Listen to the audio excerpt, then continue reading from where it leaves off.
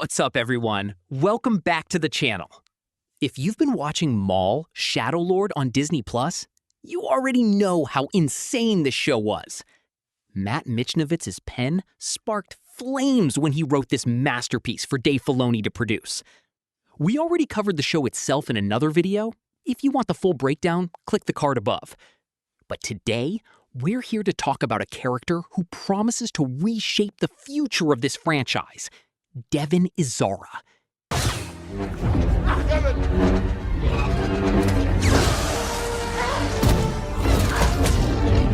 We'll go over Season 1 of the show, so spoiler warning. Devon Izara is a Twi'lek Jedi Padawan who survived Order 66 alongside her master, Iko Diodaki. By the time the show begins, they've been hiding on the planet Janix for about a year, living like beggars, staying invisible, trying not to die. And right from Episode 1, you can see the tension. Daki's plan is patience, lay low, trust the Force, wait. But they're literally starving, so Devon does something very un-Jedi-like.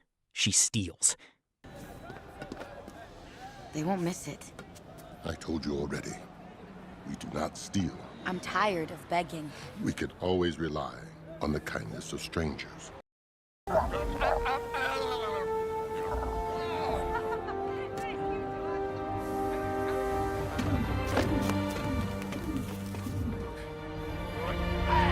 It's just a melon, and she quickly regrets it under Daki's disapproval, who, for the first, but definitely not the last time, acts as her moral anchor.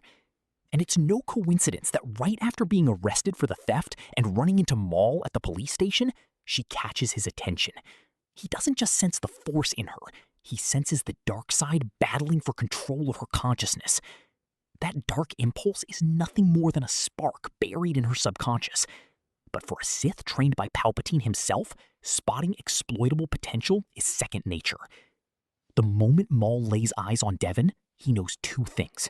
She is powerful, and if she can be manipulated, she will make an excellent apprentice, and a very useful tool.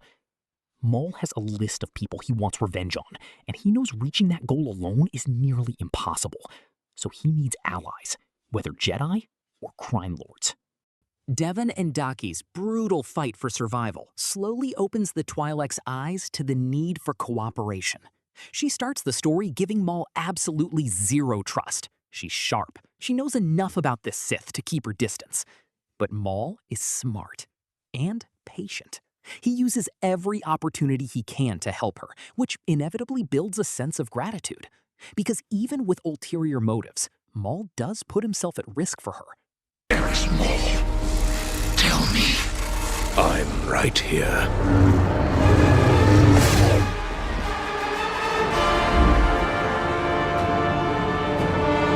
Throughout the entire series, the dark side and the light battle inside Devon's conscience. And honestly, the light wins. Devon's light always speaks louder. She fights to protect young Riley, without fear, without hesitation, happy to finally fulfill her purpose as a Jedi, protector of the innocent. She doesn't let Maul fool her, she doesn't let the dark side tempt her, and she holds that line all the way to the end, even while forming unlikely alliances with characters who, under any other circumstances, would be her enemies. But all of that determination gets put to the ultimate test when the galaxy's biggest aura farmer shows up and starts handing out the beating of a lifetime.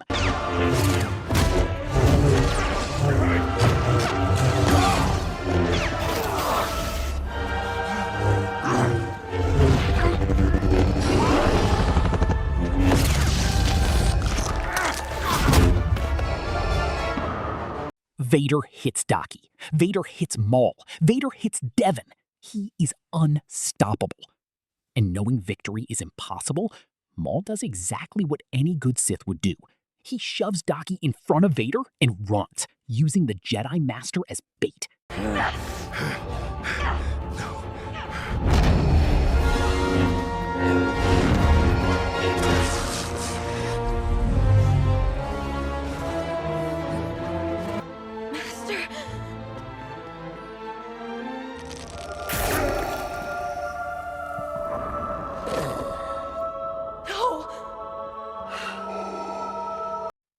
Devon doesn't see it happen.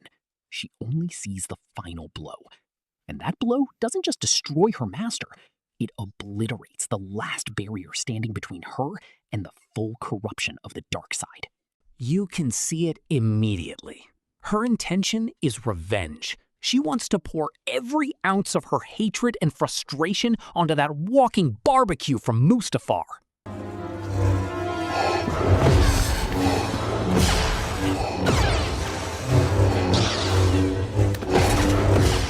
But even with all that power and determination, it becomes painfully clear, very quickly, that Vader is still the entire desert of Tatooine to Devon's little truck. Anakin would hate that analogy. I don't like sand. Devon recognizes she's outmatched and accepts the retreat, but you can see it in her eyes. This isn't an escape, it's a strategic withdrawal, a promise to wait for the right moment to claim her revenge. And now, revenge is both a goal and a burden, one that binds Maul and Devon together. Season 2 holds the secrets of how this unfolds, but the future looks glorious. Devon carries the guilt of failing to save her master, the grief of his loss, the helplessness of not being strong enough to face her enemies, and the heartbreak of watching Riley, who seemingly lost his father in that same final battle. I love you, son. Dad, no!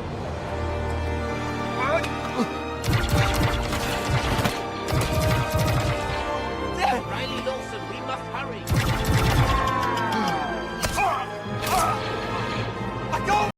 Riley himself still carries a spark of light, one that could protect Devon's Jedi sense of justice for a little while longer. But how long can that hope last?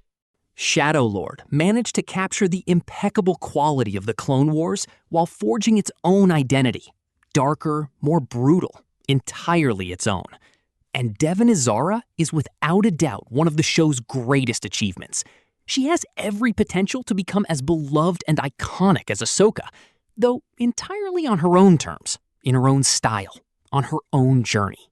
She may follow a dark path or find her way back to the light side.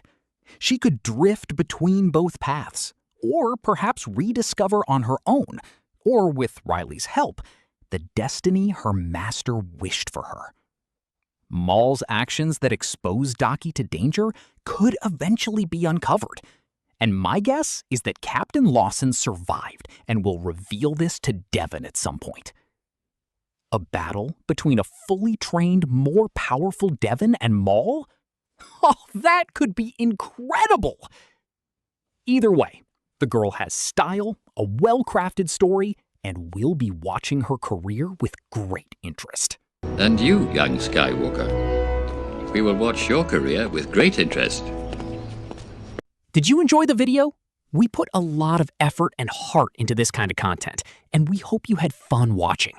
Please leave a like, drop a comment, and subscribe to the channel.